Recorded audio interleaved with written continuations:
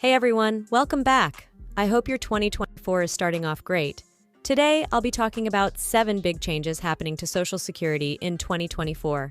We'll also look at a new poll comparing former President Donald Trump and current President Joe Biden. But before we get into that, could you do me a quick favor? Please give this video a like, it helps a lot. And if you haven't already, consider subscribing to my channel. Now, onto our main story. The latest survey from USA Today and Stalk University shows that Trump is now leading Biden among Hispanic and young voters. In 2020, Biden had strong support from these groups, but things have changed. Hispanic voter support for Biden dropped from 65% to 34%, while Trump's support rose to 39%. Among Black voters, Biden went from 87% to 63%. And in the under 35 age group, Trump now has 37% support compared to Biden's 33%.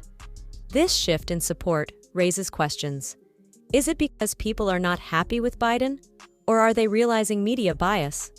Sometimes, news outlets portray Trump negatively, like calling him racist for wanting a border wall, without presenting both sides. Looking at these changes, it seems like groups that used to support Biden are now leaning towards Trump. Whether this is because of dissatisfaction with Biden or a growing awareness of media bias, we'll have to wait and see. If these trends continue, Trump might have a strong chance in the 2024 elections, assuming he's allowed to run, given recent attempts to keep him off the ballot in some states. I'd love to hear who you plan to vote for in 2024. Share your thoughts in the comments below. Now let's talk about the 7 Social Security changes for 2024.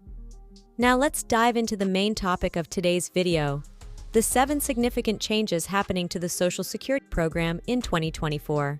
We'll go through each of them and discuss how they might affect you.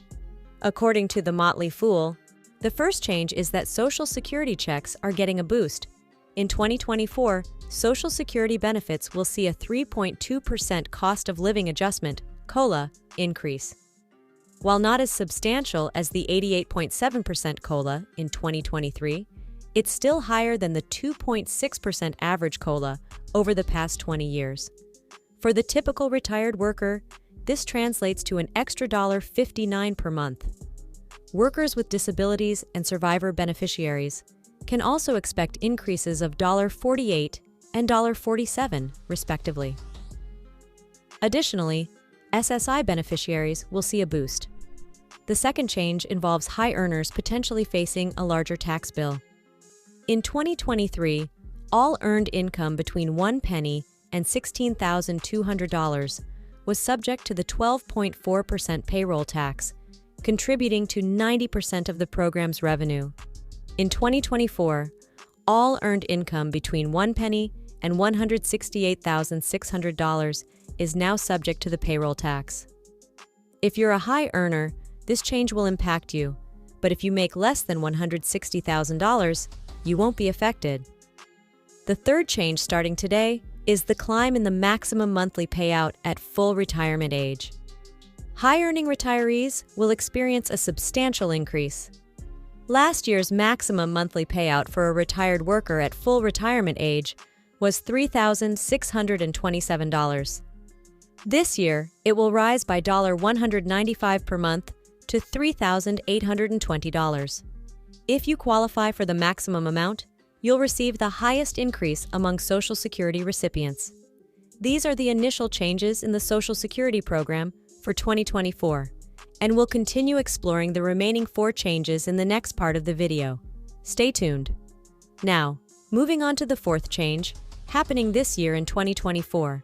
We see that 2 fewer states are now taxing Social Security benefits.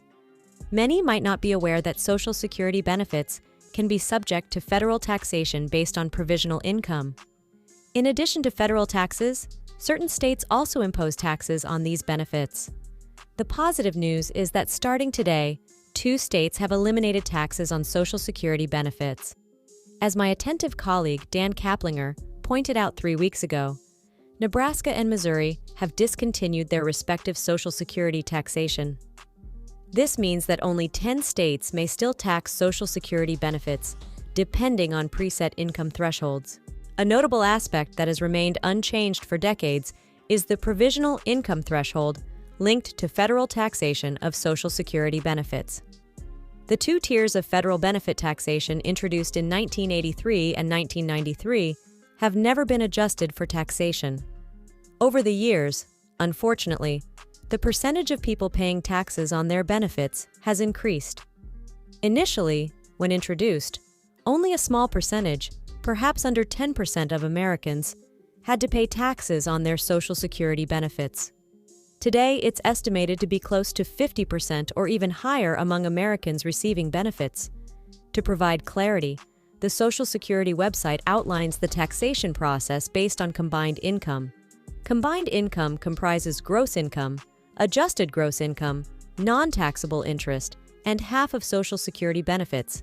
If an individual files a federal tax return and their combined income exceeds $344,000, or for joint filers, a combined income surpassing $44,000, up to 85% of their Social Security benefits may be taxable. On the other hand, if filing individually with a combined income between $25,000 and $34,000, or filing jointly with a combined income between $32,000 and $44,000, up to 50% of Social Security benefits may be subject to taxation. Now, let's discuss the fifth change happening today, the increase in early filer withholding thresholds. This particularly affects those who start receiving Social Security benefits before reaching their full retirement age, whether it's 66, 67, or somewhere in between, and continue working while earning income. In 2023, individuals experienced a withholding of $1 in benefits for every $2 in earned income, above $2,240 annually. However, this year, early filers won't face withholding until their annual earnings reach $22,320 and won't reach their full retirement age. Notably, for early filers expected to reach full retirement age in 2024, the withholding threshold increases to $59,500. So if you're working before your full retirement age, you can earn more this year before benefits are withheld. It's crucial to highlight that the retirement earnings test no longer applies once an individual reaches their full retirement age. Previously, withheld benefits are converted into a higher monthly benefit. Many fear continuing to work after receiving benefits, thinking withheld benefits won't be repaid, but in reality, you'll receive a higher benefit once you reach your full retirement age. So, don't shy away from working more hours if that's what you want. Moving on to the sixth change starting today, disability income thresholds have risen. In 2023, non-blind workers with disabilities could earn up to $1,470 per month without affecting their benefits. This year, non-blind workers with disabilities can earn up to $1,550 per month without any disruption to their monthly payout. For workers with disabilities who are blind, the nominal dollar increase is even more significant. While disability insurance benefits would have stopped above $2,460 per month in 2023, this threshold has now increased to $2,590 per month in 2024. Lastly, the seventh change occurring today is that qualifying for a Social Security benefit has become somewhat more challenging. Being an American citizen doesn't automatically grant eligibility for Social Security retirement benefits. The majority of Americans earn this right through their work. To qualify for a benefit, a total of 40 lifetime work credits are required, with a maximum of 4 credits earned per year. The criteria for earning these credits are relatively accessible. In the previous year, it took $1,640 in earned income to receive 1 lifetime work credit, and $656 in earned income maxed out a worker's credits for the year. In 2024, earning $1,730 in income will qualify for a quarter of coverage. In simpler terms, you'll need $692 in wages and salary to accumulate the full 4 work credits in the new year.